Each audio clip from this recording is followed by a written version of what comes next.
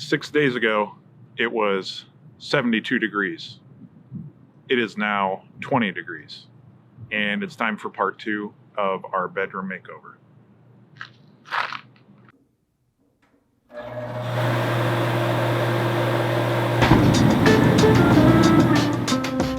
The inspiration for this project was a $2,800 Birch decor headboard I found online. I wanted to scale it to our bedroom and recreate it for as cheap as possible.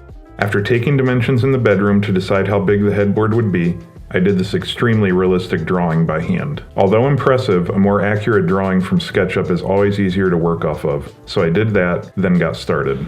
Alright, so the first thing I need to do is tear apart the old headboard. I'm going to try to reuse the padding that's on there, but it has been tufted for 6 years, so it's very possible that I'm going to have to buy new, but it's about $100, so if I can get away with reusing that, I will.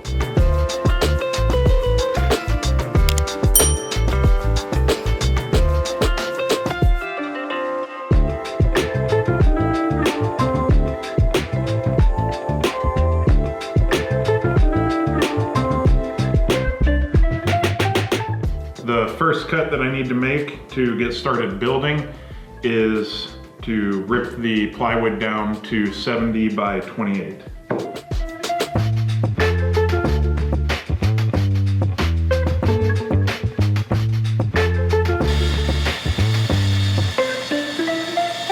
Just did the cuts for the plywood and noticed that I didn't set the depth right on my plunge saw, so now I gotta redo it.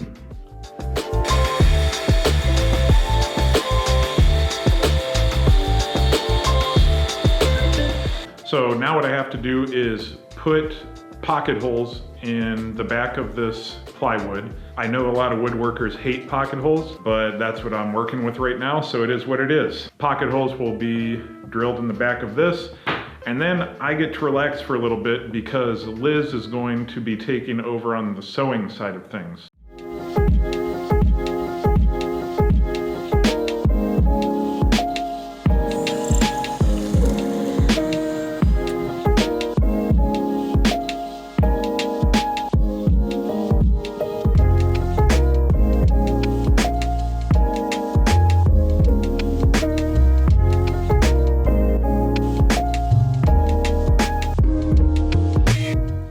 Okay, so all the pocket holes are drilled. The last thing I have to do is mark a 1/2 inch in from each edge on the plywood. The reason for that is the size of the plywood is 28 inches by 70 inches, but the padding we got is 27 by 69 inches. We need a 1/2 inch around the entire perimeter of the plywood for nail heads, so I'm gonna mark that out.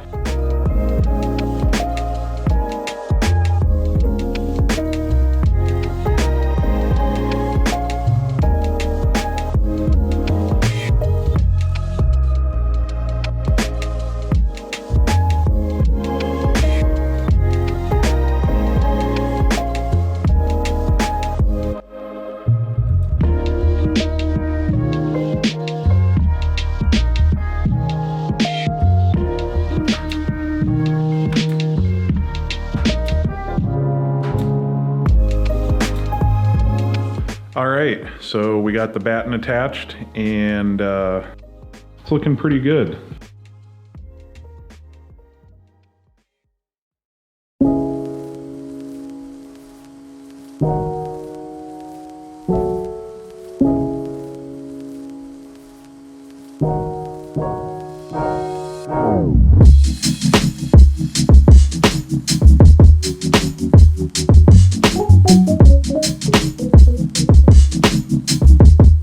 This took a lot longer than we expected it to.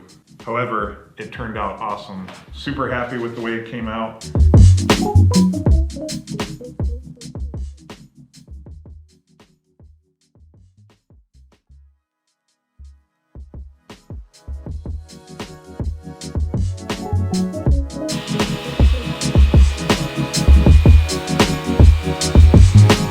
All right, so I got the miters cut. These are both at 56 inches.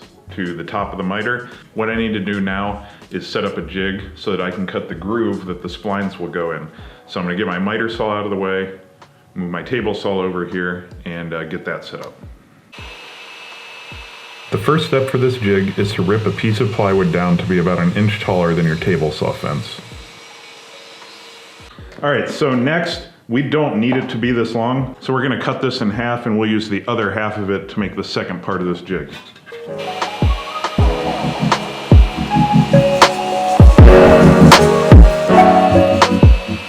Okay, so the next thing we have to do is cut this into a perfect square. And we know that we already cut this to 4 inches because we made it 1 inch higher than our fence. So all I have to do is turn it sideways and run it through one more time for a 4 inch cross cut.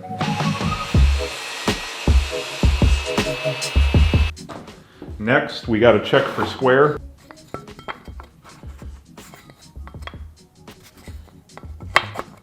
All right, second to last step. We know that this is 13 inches long, so we're gonna mark the middle of it, which is 6.5 here.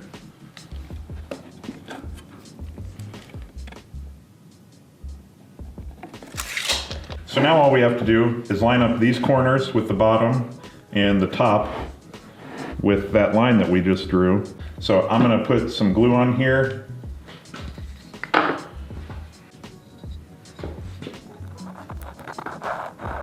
So we're gonna line that up, the 2 points at the bottom and the middle on the line that we just drew.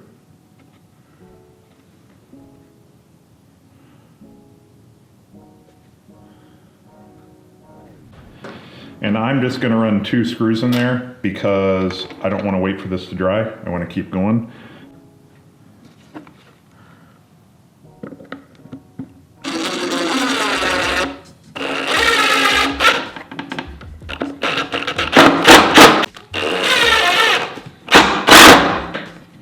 So I'm gonna wipe off the excess glue here.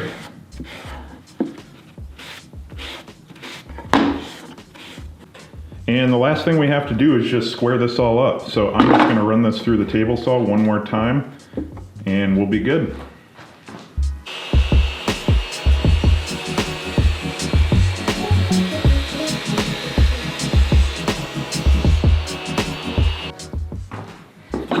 And there is your spline jig. To make your splines, just take a thin stock of your choosing and rip it to the correct width. I'd recommend using a piece of scrap wood on top of your spline stock to make cutting easier. After all that set up, it was time to make the grooves in my headboard uprights. I clamped them to my jig and ran them through. All right, so here's the deal. I cut the grooves in my miters for my splines, and my 1/4 inch plywood is bigger than the kerf of my blade. So there's a couple ways you can fix that. I could run it through my jig again, but the problem with that is because the boards are so long, my jig's so small, I don't have the proper tools to do this. I'm making do. So there's so much room for error of like trying to scoot it over and sneak up on the fit. I'm gonna try to just aggressively sand the splines and get them to fit that way.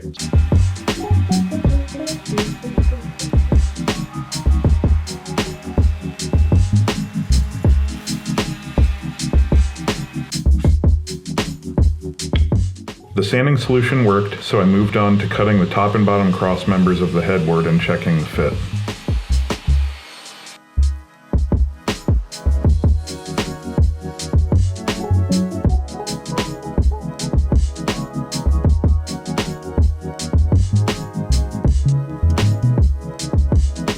Everything was lining up nicely, so I started gluing things up for assembly. I put glue on all the end grain and the splines.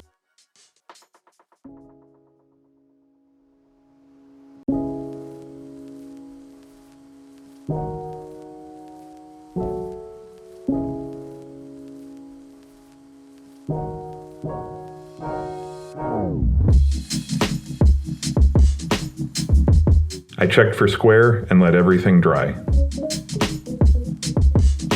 Once it was dry, I trimmed off the XX splines with my flush cut saw and drilled pocket holes for the middle cross member.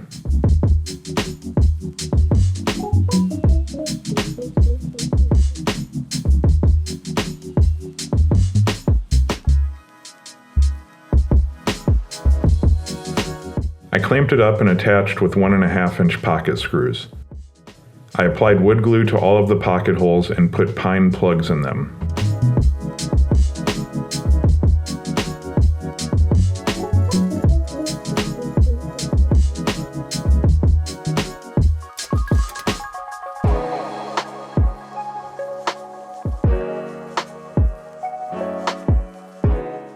So I got that put together. I'm really happy with the way it turned out.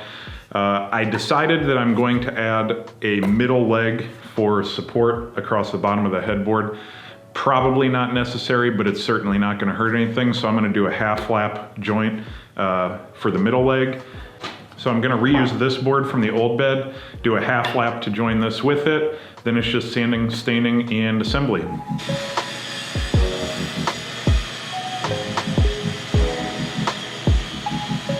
Okay, so I made some 5-inch spacer blocks for each side. So I'm just gonna mark out where this board is, and that's where my half lap's gonna be. Connect these with 2 more pocket holes, and then sand and stain.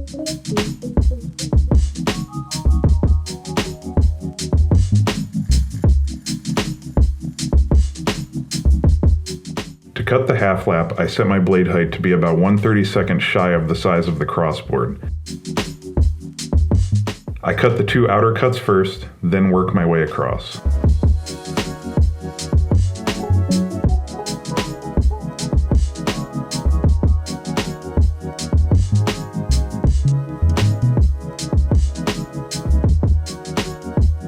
I attached the middle leg with pocket screws, then started sanding.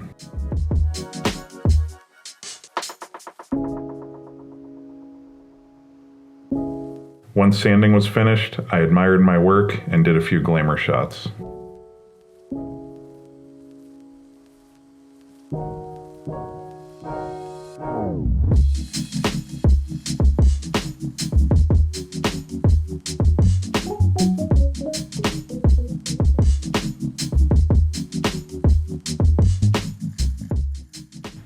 Everything is sanded. All we have left to do is insert the fabric panel. I got a 1/4-inch oak backer board to put on the back to cover up all the loose fabric in the pocket holes when that's attached. Stain it. There are some 1/4-inch trim pieces that I have to put in after that is all attached. And then we actually have nail heads that we're going to put around the whole perimeter of the upholstered insert. So still have a little bit left to do, but we're nearing the end. The stain I'm using is the Varathane Aged Wood Accelerator. It looks really good on pine, and it's what we used on the rest of the bed that I already built. So we're gonna get this applied, dries pretty quick, and then we'll get the panel put in.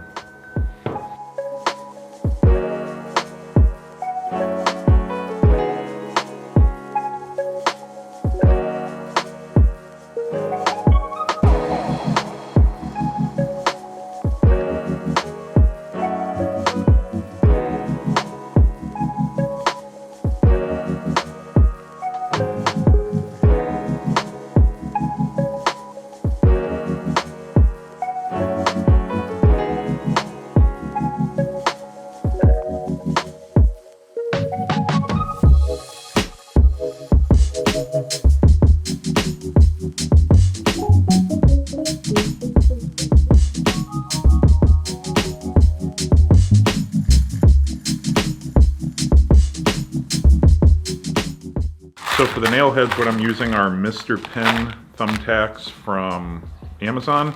And I also got this spacer that spaces them evenly. You have 2 different settings, close and further apart. I'll be using this side, so let's get started.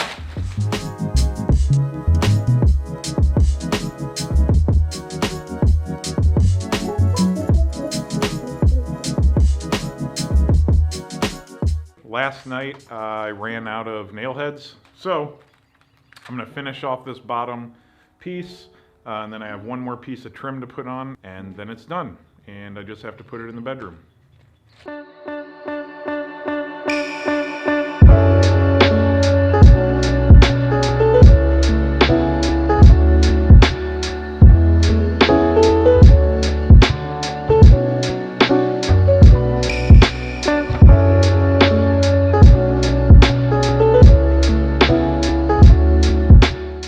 And that's it for part 2.